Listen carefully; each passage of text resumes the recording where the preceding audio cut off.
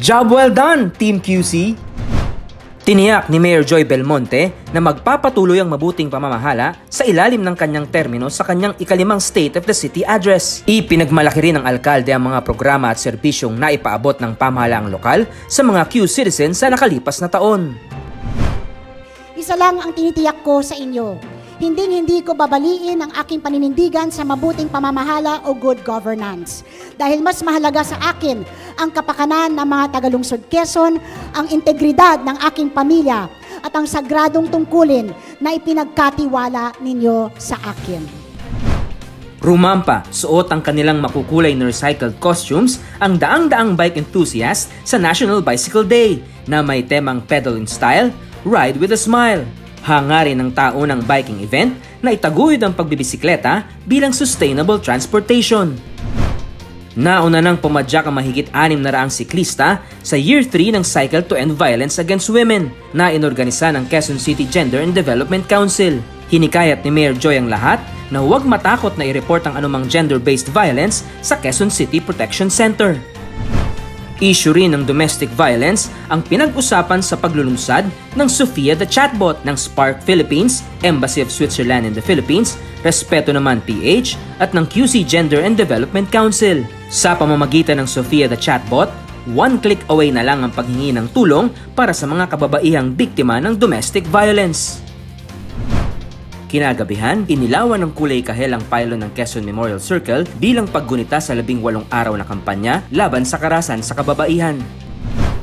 Nasungkit ng Team QC ang gold level at first ranking bilang most bicycle-friendly city ng Mobility Awards 2023 dahil ito sa masigasig na pagsusulong ng pamahalaang lungsod sa pagbibisikleta bilang alternatibong paraan ng transportasyon. Congratulations sa mga nagwagi para sa Asian Next Wave QC Shorts!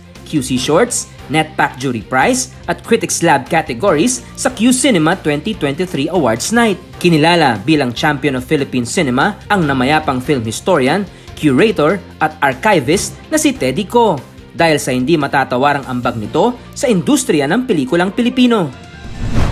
Dumalo si Mayor Joy Belmonte sa special screening ng Q Cinema 2023 closing film na The Breaking Ice, kasama si Ambassador of the Republic of Singapore to the Philippines, Her Excellency Constance C. Parehong first runner-up bilang Most Outstanding Hospitals ang Quezon City General Hospital para sa Level 3 category at Rosario Maclang Bautista General Hospital para sa Level 2 category sa Philippine Hospital Association 74th Annual National Convention and Exhibits. Nagtagisa ng galing sa balagtasan ang tatlong grupong kalahok sa Diwang Sagisag Kultura ng Pilipinas Balagtasan Competition Finals na inorganisa ng National Commission for Culture and the Arts Philippine Cultural Education Program. Kaagapay ang Quezon City Education Affairs Unit. Ito ay bahagi ng selebrasyon ng Pambansang Araw ng Pagtula.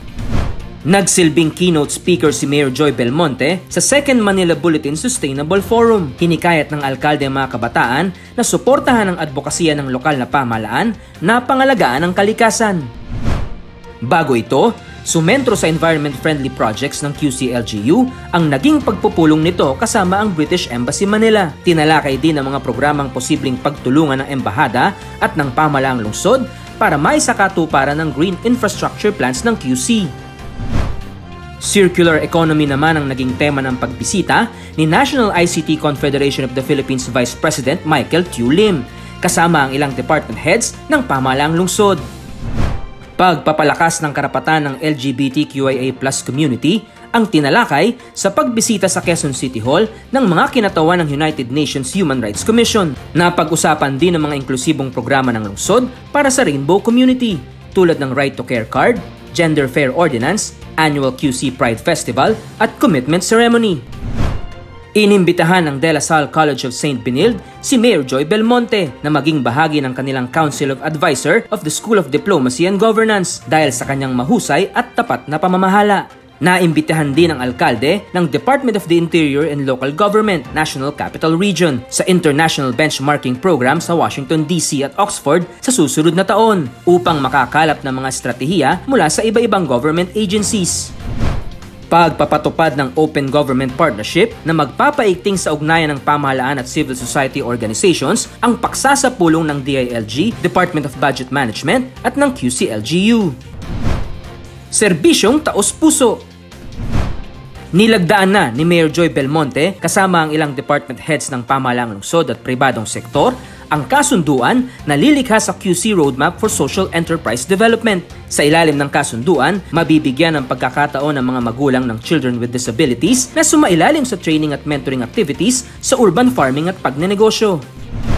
Nagsagawa ng medical at dental mission ang Quezon City Persons with Disability Affairs Office para sa mga kabataang nasa pangangalaga ng Bahay Kalinga. Ito ay bahagi pa rin ng selebrasyon ng National Children's Month. Katuwang sa paghahatid serbisyo ng PDAW, ang Social Services Development Department, Quezon City Health Department at Philippine Children's Medical Center.